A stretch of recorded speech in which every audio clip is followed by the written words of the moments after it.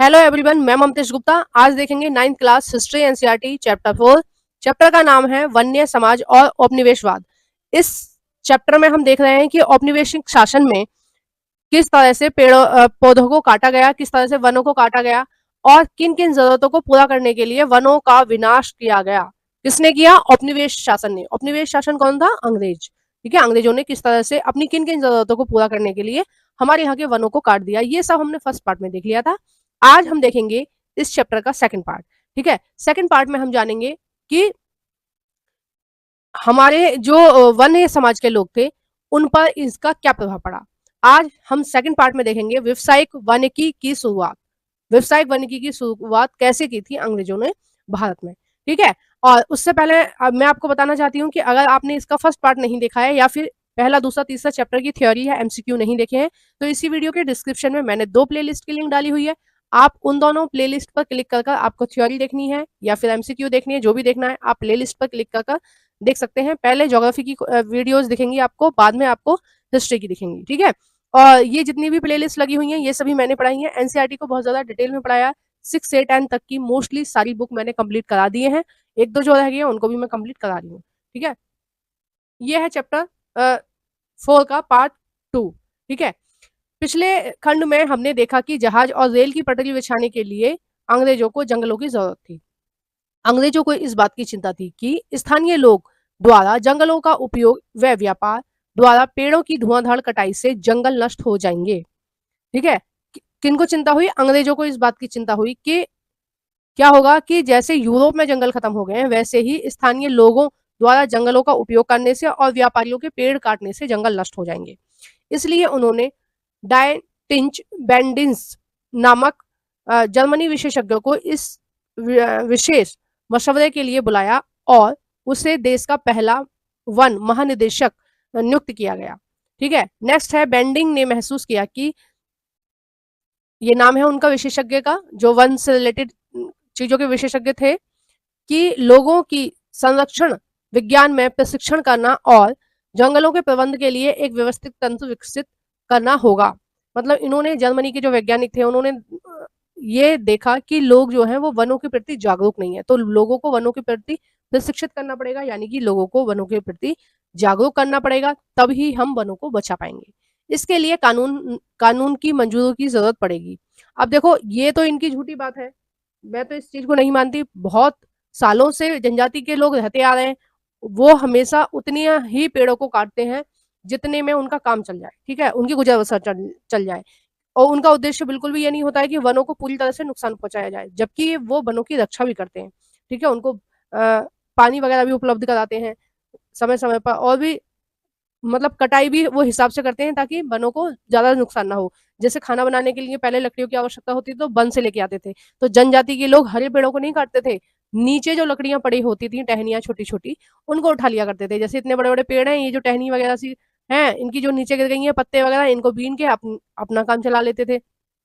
लेकिन हम ये भी जान सकते हैं कि अंग्रेजों की ये एक चाल थी, ताकि वो हमारी जनजातीय समाज के लोगों को वनों से बाहर निकाल कर फेंक सकें और उस जमीन का, उन खेतों का उपयोग वो खुद कर सकें और खुद अपना मुनाफा कमा सकें। ठीक है, ऐसा उन्होंने किया भी। जंगलों के प्रबंधन के लिए एक व्यवस्थित तंत्र की व्यवस्था करना होगा। इसके लिए कानून की मंजूरी की जरूरत पड़ेगी। वन संपदा के उपयोग संबंधी नियम तय करने पड़ेंगे। पेड़ों की कटाई और पशुओं को चराने जैसी गतिविधियों पर पाबंदी लगाकर ही जंगलों की लकड़ी उत्पादन के लिए आरक्षित किया जा सकता है। मतलब उन्होंने क्या किया कि जनजाति के जो लोग पशुओं को पालते थे, जैसे बहुत सारी गायों को पालते हैं, कुछ भेड़ों को पालते हैं, कुछ बकरियों को पालते हैं, तो वो क्या करते हैं, अपने जानवरों को ऐसे जंगल में छोड़ देते हैं कि भाई तुम्हें जितना घास फूस जो भी खाना है वो खा लो। तो इन लोगों ने बोला, जो सर्वेक्षण कर रहे थे उस समय भारत के वनों का, उन्होंने बोला कि ये सारी चीजें रोकनी पड़ेंगी, तभी वनों को हम बचा पाएंगे। मतलब वो अपने स्वार्थ के लिए यूरोप में काट के लकड़ी भिजवा रहे हैं, उससे तो वन खत्म नहीं होंगे, लेकिन इन बेचारे गरीब लोगों की, एसटी के लोगों की, अगर पशु भी चल रहे हैं और पशु भी घास फूस खा रहे हैं, तो उससे उनके वनों को खतरा था। ठीक है, मतलब इस बहाने से उन्होंने वन से एसटी के लोगों को हटाया था। इस तंत्र की अवमानना करने पर पेड़ काटने वाले को किसी भी व्यक्ति को सजा का भागी बनाना होगा। उन्होंने बोला कि जनजाति के जो लोग हैं इनको भी पेड़ काटने के लिए बिल्कुल मना कर दो, ये ना घुस पाए ठीक है, जंगलों में अगर ये ऐसा करेंगे तो इनको क्या होनी चाहिए, इनको सजा देनी चाहिए। इस तरह ब्रैंडिंग्स ने 1864 में यानी कि 1864 में भारतीय वन सेवा की स्थापना की। ठीक है, ये संस्था का नाम है भारतीय वन सेवा की स्थापना की और 1865 के भारतीय वन अधिनियम को सूत्रबद्ध करने में सहयोग दिया। इंपीरियल फॉरेस्ट रिसर्च इंस्टीट्यूट की स्थापना 1906 में देहरादून में की गई। ठीक है, ये एग्जाम में पूछा जाता है, इसको याद रखना कि पहली बार वन वन भारतीय वन सेवा की स्थापना कब की गई। ठीक है, ये भी ध्यान रखना। 1865 के भारतीय वन अधिनियम की सूत्रबद्ध करने के लिए कब किया गया, वो भी आपको ध्यान रखना है। और देहरादून में कब इंपीरियल फॉरेस्ट रिसर्च इंस्टीट्यूट की स्थापना की गई थी, वो भी आप रखना। ठीक है, इससे 3-4 तरह के क्वेश्चन बन सकते हैं। इंपीरियल फॉरेस्ट रिसर्च इंस्टीट्यूट कहाँ पर स्थित है, ये भी बन सकता है, और कौन से सन में इसकी स्थापना की गई थी, ये भी बन सकता है। यहाँ जिस पद्धति की शिक्षा दी जाती थी उसे वैज्ञानिक वानिकी कहते थे। साइंटिफिक फॉरेस्ट्री कहा जाता था इसको। लेकिन आज पारिस्थितिकी विशेषज्ञों सहित ज्यादातर लोग मानते हैं कि यह पद्धति कतई यानी कि बिल्कुल भी नहीं वैज्ञानिक है। ठीक है, ये बिल्कुल भी वैज्ञानिक नहीं है। देखो इस पद्धति में क्या था, ये इस नीचे पैरा में बताया गया है। वैज्ञानिक वानिकी जो बनाई थी इन्होंने, इसमें क्या था, वैज्ञानिक वानिकी के नाम पर विविध प्रजातियों वाले प्राकृतिक वनों को काट डाला गया। ठीक है, इन्होंने क्या किया कि जो पुराने पेड़ चले आ रहे थे, पुराने जो वन थे, उनको पूरी तरह से साफ कर दिया, जिसकी जगह सीधी पंक्ति में खड़े एक ही किस्म के पेड़ लगा डाले। ठीक है, इसे बागान कहा गया। देखो उदाहरण ये दे रखा है, ये दे रखा है कि पहले इस जगह जो प्राकृतिक वन थे उनको काट दिया गया और बाद में इन वनों को लगा दिया गया। ठीक है, कि एक ही तरह के वन लगा दिए गए। अब देखो इससे नुकसान ही नुकसान ज्यादा है, फायदे कम है। जैसे मैंने आपको कृषि के बारे में बताया था ज्योग्राफी में, ठीक है, 8th क्लास में, तो उसमें बताया था मिश्रित कृषि करनी चाहिए, यानी कि डिफरेंट तरह की फसलें हमें एक ही साल में लेनी चाहिए। दाल भी लेनी चाहिए उसी खेत में से, उसी खेत में से हमें गेहूं भी लेना चाहिए, मक्का भी लेना चाहिए, धान भी लेना चाहिए, मतलब चेंज करते रहना चाहिए। उसकी वजह क्या है, जैसे दालों को बोते हैं तो उससे क्या होता है, जमीन में नाइट्रोजन की मात्रा बढ़ जाती है। अब दाल के बाद जो भी फसल बोई जाएगी वो अच्छी होगी, क्योंकि नाइट्रोजन आ गया भूमि में। ठीक है, क्योंकि पेड़ों की जड़ों को क्या चाहिए होता है, नाइट्रोजन चाहिए होता है। और नाइट्रोजन की अधिकता कैसे बढ़ती है खेत में, दालों की वजह से। ठीक है, तो फिर गेहूं लगा दिया, फिर आलू लगा दिया। अगर हम 3-3 फसलें केवल गेहूं की लेने लगे या हर साल बस खेत में गेहूं ही बोने लगे, तो क्या होगा, कुछ जो पोषक तत्व हैं वो 1-2 फसल में, वो फसल जो होगी वो उन पोषक तत्वों को खींच लेगी और फिर उस चीज की उस खेत में कमी हो जाएगी।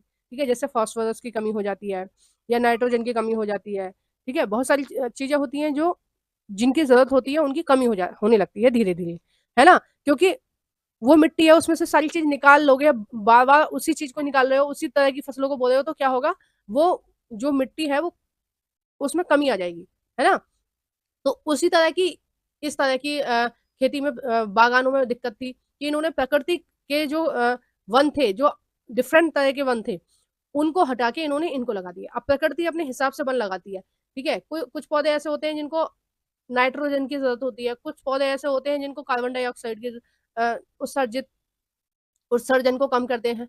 ठीक है, यानी कि वो ऑक्सीजन ज्यादा रिलीज कर रहे हैं, है ना, कार्बन डाइऑक्साइड को ज्यादा एब्जॉर्ब कर रहे हैं अपने अंदर। तो इस तरह के पौधे होते हैं डिफरेंट टाइप के। तो डिफरेंट टाइप के होते हैं तो वायुमंडल में क्या होता है, गैसों का जो संतुलन है वो बना रहता है। ऑक्सीजन है, कार्बन डाइऑक्साइड है और नाइट्रोजन है, इन गैसों का जो अनुपात है वो निश्चित मात्रा में बना रहता है, अनुकूल मात्रा में बना रहता है, जिस मात्रा में हमें चाहिए जीवन जीने के लिए, ठीक है, सांस लेने के लिए।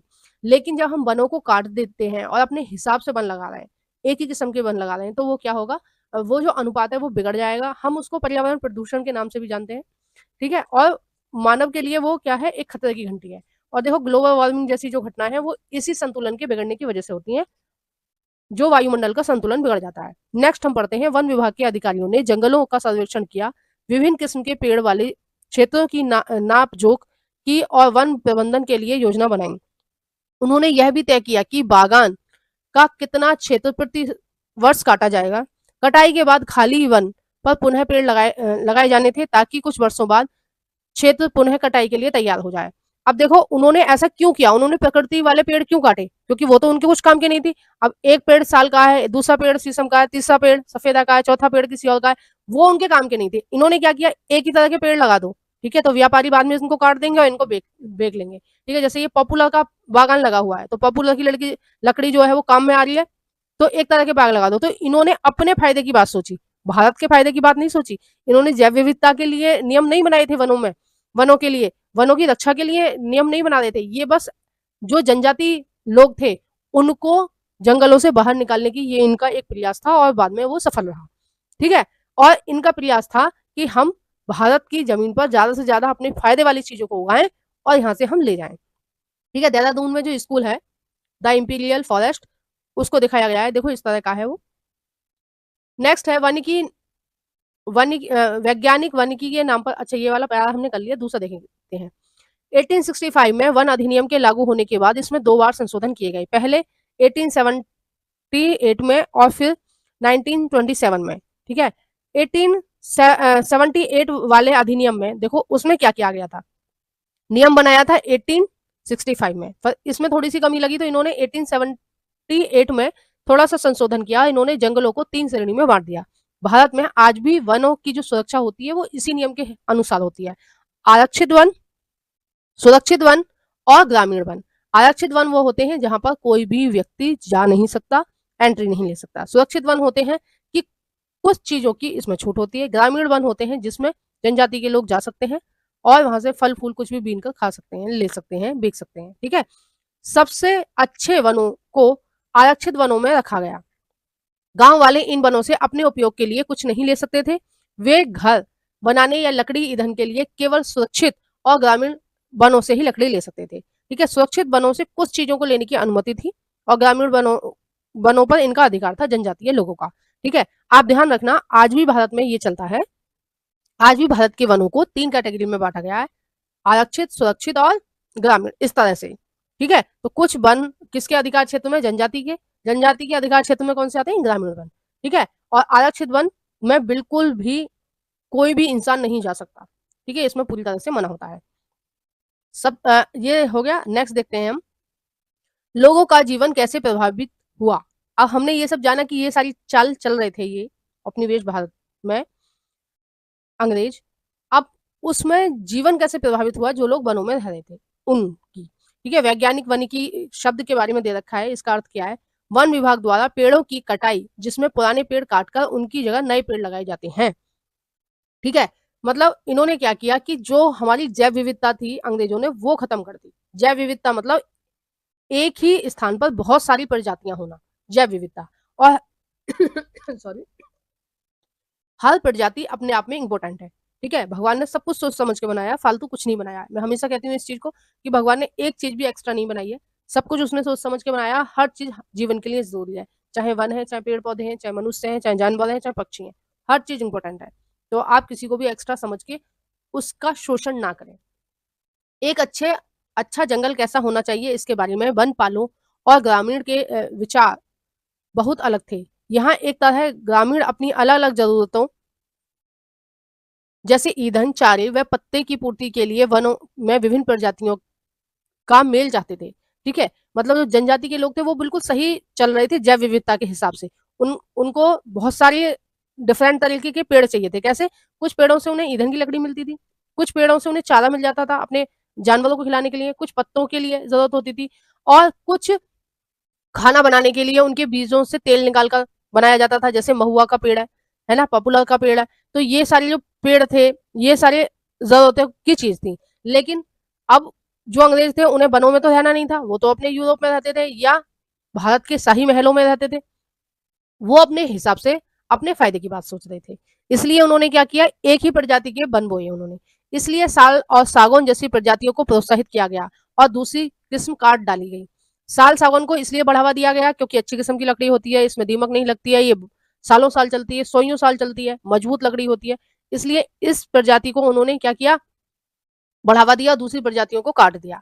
ठीक है, एक दो लाइन ये रह गई, जो जहाजों, वही वन विभाग ऐसे पेड़ों की जरूरत थी जो जहाजों और रेलवे के लिए इमारती लकड़ी मुहैया कराएं, ऐसी लकड़ियां जो सख्त, लंबी और सीधी हों। ठीक है, इसलिए उन्होंने ये बागान लगाए थे। नेक्स्ट देखते हैं, वन्य इलाके में लोग कंद मूल, फल, पत्ते और वन उत्पादनों का विभिन्न जरूरतों के लिए प्रयोग किया करते थे। फल और कंद अत्यधिक पोषक खाद्य है विशेषकर मानसून के दौरान जब फसल काटकर घर ना आई हो तो दवाई के लिए जड़ी बूटी का इस्तेमाल होता है। लकड़ियों का प्रयोग हल जैसी खेत के औजारों बनाने के लिए प्रयोग करते थे वो लोग, जनजाति के लोग। बांस से बेहतर बाड़े बनाने के लिए किया जाता था और उसका उपयोग छतरी और टोकरी बनाने के लिए भी किया जाता था। सूखे हुए कुल्हड़े कुम्हाड़े सॉरी सूखे हुए कुम्हाड़े के खोल का प्रयोग पानी की बोतल के लिए प्रयोग किया जाता था। जंगलों में लगभग सब कुछ उपलब्ध था। पत्तों को जोड़ जोड़कर खाओ फेंको किस्म के पत्तल या दोने बना सकते हैं। शियादी की लताओं से रस्सी बनाई जा सकती हैं और सेमूर यानी कि सूती रेशम की कांटेदार छाल पर सब्जियां छीली जा सकती हैं। महुआ के पेड़ से खाना बनाने और रोशनी के लिए तेल निकाला जा सकता है। यानी कि इस इतने सारी जरूरतों को ये अपने पेड़ों से पूरा करते थे उस समय जनजाति के लोग। और इन्होंने क्या किया, इतने सारे पेड़ों को काटकर अपने मतलब के साल के और सागौन के वृक्ष लगा लिए, क्योंकि इन सारे पेड़ों से इनको कोई फायदा नहीं था। ठीक है, तो ये अपना फायदा देख रहे थे, अपने लिए नियम बना रहे थे, तो भारत के लिए नहीं कर रहे थे। अगर आपको ऐसा गलत फहमी है कि उनके फायदे की चीज कर रहे थे, तो उनकी फायदे की चीज नहीं कर रहे हैं। देखो, वनों से कुछ चीजों को लेके आ रहे हैं ये। खलियानों से पुरुष टोकरियों में अनाज ला रहे हैं।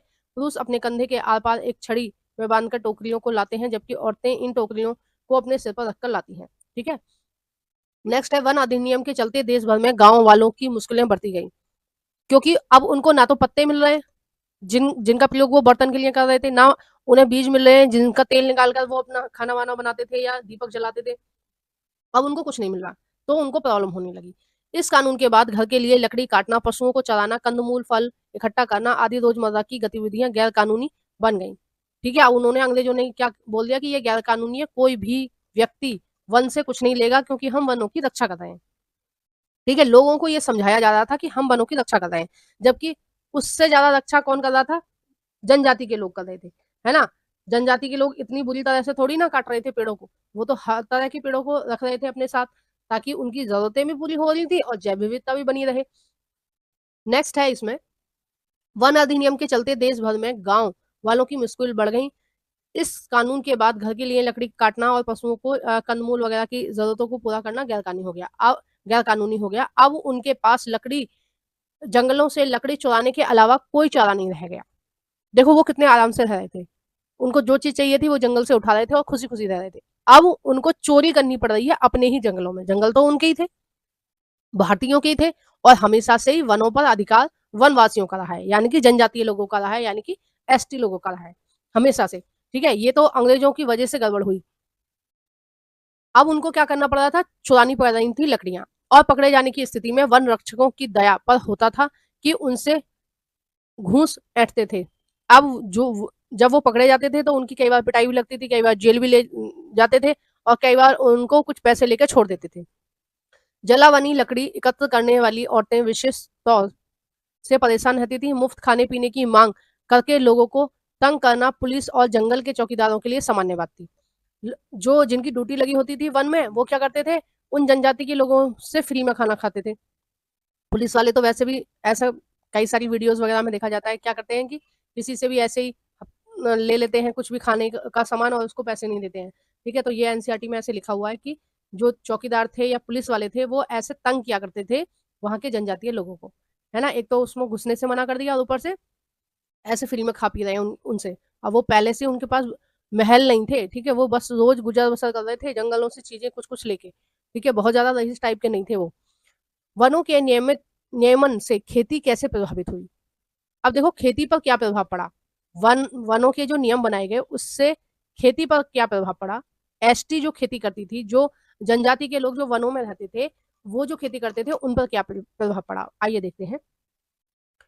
यूरोपीय उपनिवेशवाद का सबसे गहरा प्रभाव झूम या धूम नतु खेती की प्रथा पर पड़ा। देखो, इसको कर्तन दहन भी बोलते हैं और स्थानांतरित कृषि भी बोलते हैं। ठीक है, तो आप कंफ्यूज मत होना, आपको कभी ये मत सोचना कि ये सारी चीजें अलग अलग हैं। ठीक है, एक ही बात है। एशिया, अफ्रीका व दक्षिण अमेरिका के अनेक भागों में यह खेती का एक परंपरागत तरीका है, मतलब हर महाद्वीप में इस तरह की खेती की जाती थी पहले। इसके कई स्थानीय नाम हैं, जैसे दक्षिण पूर्वी एशिया में लदांग बोलते हैं। हम कह सकते हैं कि ये लगभग इंडोनेशिया जो है, इंडोनेशिया भारत से नीचे वाले जो देश हैं वो आते हैं दक्षिण पूर्वी एशिया में, ठीक है। भारत प्लस भारत से नीचे वाले जो देश हैं वो दक्षिण पूर्वी एशिया में आते हैं। तो लद्दाख और मध्य एशिया में मिलप्पा, अफ्रीका में चेतमेन तथा तावी व श्रीलंका में चेन्ना, ठीक है। हिंदुस्तान में धूमनतु खेती के लिए दहिया, पेंडा, देखो पेंडा और बेबर और नेबर, ये तीनों जो तीन चार जो शब्द हैं ये प्रयोग किए जाते हैं मध्य प्रदेश में, ठीक है। झूम की जाती है पूर्वोत्तर भारत, मतलब असम, मेघालय, मिजोरम, वहां पर इसको झूम खेती बोलते हैं, ठीक है। कर्तन दहन कृषि तो आपको अच्छे से पता ही होगी ना, मैंने 8th क्लास में आपको बहुत अच्छे से बताई थी। क्या होती है कि जनजाति के लोग क्या करते हैं, जंगलों में जाते हैं, एक जंगल को साफ कर लेते हैं, ठीक है। वहां पर 2 से 3 साल खेती करते हैं, फिर उस जंगल को ऐसे ही छोड़ के चले जाते हैं, फिर दूसरे जंगल को साफ करते हैं, फिर वहां पर खेती करते हैं 3-4 साल, फिर जब उसकी पौष्टिक तत्व भूमि में खत्म हो जाते हैं, वहां की मिट्टी में खत्म हो जाते हैं, फिर उस जंगल को छोड़कर फिर दूसरे जंगल को साफ करते हैं, ठीक है। तो इस तरह से ये एक जंगल को साफ करके फिर उसमें खेती करते हैं और फिर उसको कुछ समय, कुछ टाइम दे देते हैं खेत को अच्छे से बनने के लिए, उसको ऐसे ही छोड़ देते हैं, है ना। तो मतलब यहाँ पर खेत साफ किया, यहाँ पर खेती करी, है ना, फिर इसको छोड़ दिया 5-6 साल के लिए, फिर दूसरी जगह खेत साफ किया, फिर दूसरी जगह खेती करी, फिर इसको 5-6 साल के लिए छोड़ दिया, फिर दोबारा से यहाँ खेती करने लग गए, ठीक है। और इतनी देर में जो बड़े बड़े पेड़ आ जाते हैं, फिर उनको काटना भी पड़ता है, इनको आके काटते हैं। कट्टन मतलब काटना, दहन माने आग लगा देना, और कुछ जो जड़ें वगैरह होती है ना ठूंठ से, उनको जला दिया करते हैं ये, ताकि खेत बिल्कुल लेवल में आ जाए। नेक्स्ट है इसमें, देखो पेंडू बोलते हैं आंध्र प्रदेश में, खादिद और कुमारी, खादिद और कुमारी कहाँ बोलते हैं, पश्चिमी भारत में, ठीक है। पश्चिमी भारत कहाँ है, पश्चिमी भारत है आपका केरल, कर्नाटक और महाराष्ट्र, ये ऐसे ही कुछ स्थानों के नाम हैं, स्थानीय इनके नाम हैं। नेक्स्ट है धूमनतु कृषि के लिए जंगल के कुछ भागों को बारी बारी से काटना और जलाया जाता है। मानसून की पहली बारिश के बाद इस राख में बीज बो दिए जाते हैं, ठीक है। अक्टूबर नवंबर में फसल काट ली जाती है। इन खेतों को 1 साल खेती करने के बाद इन्हें 12 से 18 साल तक के लिए पड़ती छोड़ दिया जाता है। पड़ती यानी कि ऐसे उनको खाली छोड़ देते हैं, फिर वहां पर वन पनप जाते हैं, फिर उनको साफ कर लेते हैं, इस तरह से काम चलता है। इन भूखंडों में मिश्रित फसलें उगाई जाती हैं, जैसे मध्य भारत में और अफ्रीका में ज्वार बाजरा, ठीक है। मध्य भारत और अफ्रीका में क्या, ज्वार बाजरा, ब्राजील में कसावा, और लैटिन अमेरिका के अन्य भागों में मक्का और फलियां बोई जाती हैं, है ना। नेक्स्ट है यूरोपीय वन रक्षकों की नजर में यह तरीका जंगलों के लिए नुकसानदेह था। उन्होंने महसूस किया कि जहां कुछ एक सालों के अंतर पर खेती की जा रही हो, ऐसी जमीन पर रेलवे के लिए इमारती लकड़ी वाले पेड़ नहीं उगाए जा सकते हैं, ठीक है। मतलब वो आराम से रह रहे थे, वो क्या करते थे, एक जगह के वन को साफ करके वहां पर कुछ साल खेती करी, फिर दूसरी जगह चले गए, फिर वहां के वनों को काटा, साफ करा, फिर खेती करी, फिर इधर आ गए, है ना। ऐसे ऐसे 2-3 जगह बना लेते थे, बारी बारी से उन पर खेती करते रहते थे। लेकिन अब इसमें किसका नुकसान हो रहा था, इसमें अंग्रेजों का नुकसान हो रहा था। ऐसी जमीन पर रेलवे के लिए इमारती लकड़ी वाले पेड़ नहीं उगाए जा सकते थे, क्योंकि उनके लिए काफी टाइम चाहिए। देखो ये होता है, अब ये यहाँ पर कोई जनजाति के लोग आए, ये सारे पेड़ काट देंगे, और जो छोटे मोटे पेड़ बच गए हैं, छोटे छोटे, जिनको काटना थोड़ा मुश्किल होता है, तो उसमें आग लगा देंगे, और जो राख होगी उसमें ही फिर वो बीज बो देंगे, ठीक है। साथ ही जंगल जलते समय बाकी बेशकीमती लकड़ियों के भी फैलती चपेटों व चपेट में आ जाने के खतरे बना रहता है। धूमनतु खेती के कारण सरकार के लिए लगान का हिसाब रखना भी मुश्किल था, ठीक है। यानी कि उनको पता ही नहीं चलता था कि कहाँ खेती चल रही है, कहाँ खेती नहीं चल रही है, तो वो इनसे लगान नहीं ले पाते थे, और अंग्रेजों को सबसे लगान लेना था। जबकि जो जनजाति के लोग थे, जो राजा महाराजा पहले प्राचीन भारत की बात करें या हम मुस्लिम काल की बात करें, ठीक है, मध्यकालीन भारत की बात करें, या हम मुगल काल की बात करें, किसी भी राजा ने जनजाति के लोगों को परेशान नहीं किया। जनजाति के लोग कभी भी टैक्स नहीं दिया करते थे, ठीक है। वो आराम से जंगलों में रहते थे। राजा को कभी किसी चीज की जरूरत होती थी अपने देश के लिए, तो वो इनसे मांग लिया करते थे, ठीक है। उसके बदले में इन जनजाति के लोगों को कुछ दे दिया करते थे, ठीक है। जैसे इनसे ड्राई फ्रूट मांग लिए, है ना, जैसे जंगलों में ही होते थे पहले, ऐसे पेड़ वन नहीं लगाए जाते थे, तो काजू बादाम ये सब मंगवा लिए जाते थे इनसे, और उसके बदले में इन जनजाति के लोगों को कुछ दे दिया जाता था, ठीक है। तो मिलजुल कर काम चल रहा था, ये भी खुश थे और बाकी लोग भी खुश थे। लेकिन जो अंग्रेज थे वो पूरी तरह से लालची थे, वो बस अपना ही अपना देख रहे थे। साथ ही जंगल जाते समय बाकी बेशकीमती पेड़ों के भी फैलती लपेटों से बाकी जंगलों में भी आग लग जाती है, इन्होंने ये तक दिया। इसके परिणाम स्वरूप अनेक समुदायों में जंगलों में उनके घरों से जबरन प्रतिस्थापित कर दिया या विस्थापित कर दिया, यानी कि उनको वहां से हटा दिया। कुछ को अपना पेशा बदलना पड़ा, तो कुछ छोटे-छोटे विद्रोह के ज़रिए प्रतिरोध करते रहे। ठीक है? मतलब उनको मजबूर कर दिया कि वो शहर में जाकर फैक्ट्रियों में काम करें 12-12 घंटे, है ना? उनको मजबूर कर दिया कि वो वन में खुले में रहने वाले लोग छोटे से एक कमरे में बंद कर रह जाएँ। उनको मजबूर कर दिया कि वो चोरी करना शुरू कर दें जंगलों में। जिस जो उनके ही थे, उसमें भी उनको चोरी करनी पड़ रही थी। ठीक है? कितनी दर्दनाक कहानी रही होगी जब उनको पता चलता होगा, अंग्रेज़ बोलते होंगे कि आज ही ये जंगल खाली करना है, आदेश आया ऊपर से, ऐसा नियम बन गया है। अब इन बेचारों को कोई मतलब ही नहीं है, इन्होंने कभी नियम वगैरह देखे ही नहीं है, इनकी क्या गलती है? तो छोटा-सा बच्चा है, ये बाँस का कुछ बना रखा है इसमें। नेक्स्ट है शिकार की आज़ादी किसे थी? मतलब शिकार कौन कर सकता था? जंगल संबंधी नए कानूनों ने वनवासियों के जीवन को एक और तरह से प्रभावित किया। वन कानून के पहले वन जंगलों में या उसके आसपास रहने वाले बहुत सारे लोग हिरन, तीतर जैसे छोटे-मोटे शिकार करके जीवन यापन करते थे। यह परंपरागत प्रथा अब गैर कानूनी हो चुकी थी। मतलब उन्होंने मना कर दिया कि आप बिल्कुल भी शिकार नहीं कर सकते हो। शिकार करते हुए पकड़े जाने पर उनको अवैध शिकार के लिए दंडित किया जाने लगा। जहां एक तरफ वन कानूनों ने लोगों को शिकार के परंपरागत अधिकार से वंचित कर दिया, क्योंकि ये तो आदिकाल से चला आ रहा है, बहुत पुरानी परंपरा थी शिकार करने की। आपको पता ही है जो आदि मानव है वो अपना खाना कैसे खाता था, कंदमूल खाता था, फल फूल खाता था और जानवरों को खाता था शिकार करके। तो ये जो परंपरा थी वो परंपरा इन्होंने तोड़ दी, किन्होंने? अंग्रेजों ने। वहीं बड़े जानवरों को आखिर एक खेल बन गया। ठीक है? बड़े जानवरों का आखिर क्या बन गया? एक खेल बन गया। ठीक है? छोटे जानवरों को तो मारने के लिए मना कर दिया, लेकिन बड़े जानवरों को मारना एक खेल बन गया। कैसे? हिंदुस्तान में बाघों और दूसरे जानवरों का शिकार करना सर्दियों सदियों से राज दरबारी और नवाबी संस्कृति का हिस्सा रहे, क्योंकि राजा महाराजा क्या करते थे? शिकार करते थे। अनेक मुगल आकृतियों में शहजादों यानी कि जो राजा के बेटे होते थे वो और सम्राटों को शिकार का मजा लेते हुए दिखाया गया है, परंतु औपनिवेशिक शासन के दौरान शिकार का चलन इस पैमाने तक बढ़ गया कि कई प्रजातियां नष्ट हो गई। मतलब जो अपना पेट पालने के लिए छोटे-छोटे जानवरों को खा रहे हैं, उनको तो मना कर दिया जनजाति के लोगों को, भाई तुम यहाँ से बिल्कुल भी एक भी जानवर नहीं मार सकते, क्योंकि जैव विविधता को खतरा हो जाएगा, है ना? क्योंकि ये गैर कानूनी है। लेकिन किंतु औपनिवेशिक शासन के दौरान शिकार का चलन इस पैमाने पर बढ़ गया कि कई प्रजातियां खत्म हो गई। यानी कि छोटे जानवरों का शिकार करने के लिए तो मना कर दिया, तीतर वगैरह जो वो हिरन वगैरह थोड़ा बहुत खा लेते थे उनको तो मना कर दिया, जबकि उन्होंने शेरों को मारना शुरू कर दिया। क्यों कर दिया? क्योंकि वनों से लकड़ी लेने में उनको दिक्कत हो रही थी, वनों को काटने में उनको दिक्कत हो रही थी।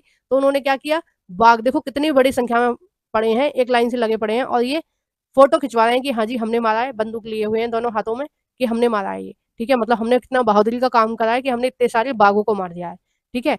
नेक्स्ट है इसमें लगभग पूरी तरह से लुप्त हो गई बहुत सारी जातियां जानवरों की। अंग्रेजों की नजर में बड़े जानवर जंगली बर्बर और आदि समाज के प्रतीक चिन्ह थे। उनका मानना था कि खतरनाक जानवरों को मारकर वे हिंदुस्तान को सभ्य बनाएंगे।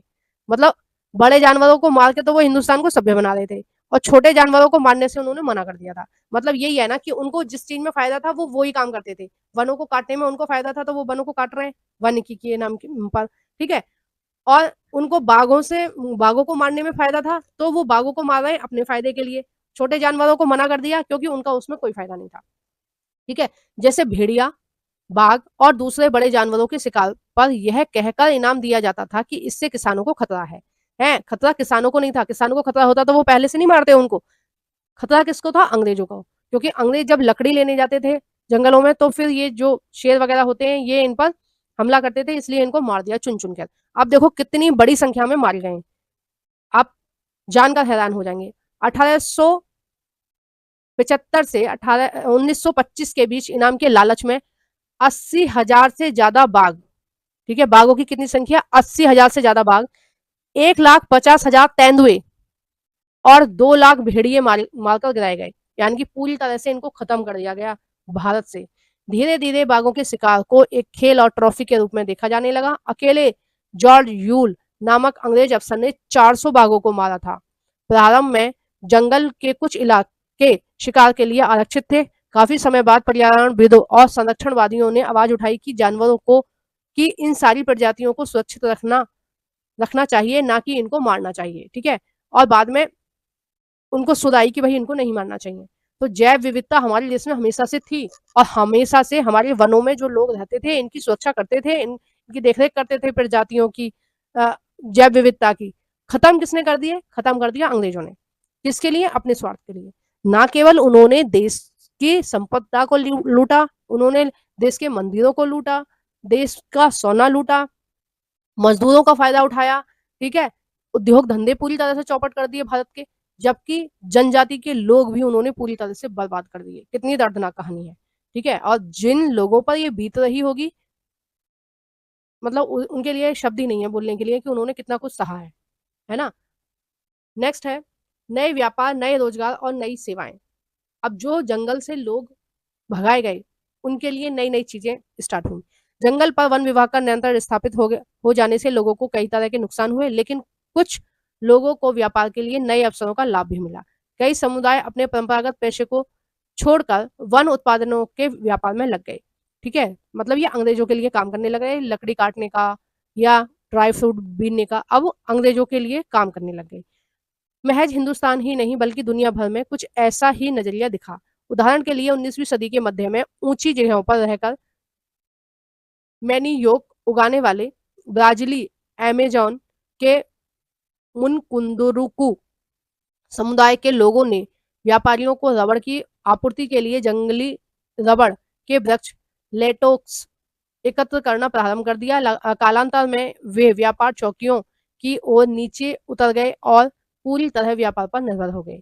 हिंदुस्तान में वन उत्पादकों का व्यापार कोई अनोखी बात नहीं थी, ठीक है। मध्यकाल से ही आदिवासी समुदाय द्वारा बंजारों द्वारा धूमनतु समुदाय के मध्य से हाथियों और दूसरे सामानों जैसे खाल, सींग, रेशम के कोए या कीड़े, ठीक है, हाथी के दांत, बांस, मसाले, रेशे, घास, गोंद और राल के व्यापार के सबूत मिलते हैं। मतलब पहले से ही ये जो आदिवासी लोग थे, ये जो एसटी के लोग थे, ये इन सारी चीजों को उपलब्ध कराते थे पहले से ही राजा महाराजाओं को, ठीक है। लेकिन इसमें इनका प्रॉफिट ज्यादा होता था जनजाति के लोगों को।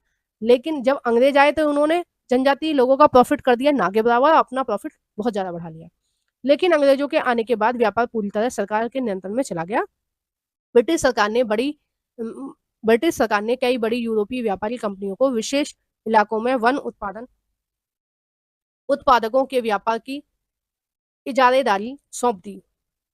स्थानीय लोगों द्वारा शिकार करने और पशुओं को चराने पर बंदिशें लगा दी गईं। इस प्रक्रिया में मद्रास प्रेसिडेंसी के कोरबा, कराचा व येरुकुला जैसे अनेक चरवाहे और घूमनतु समुदाय अपनी जीविका से हाथ धो बैठे, यानी कि उनको जंगलों से निकाल दिया।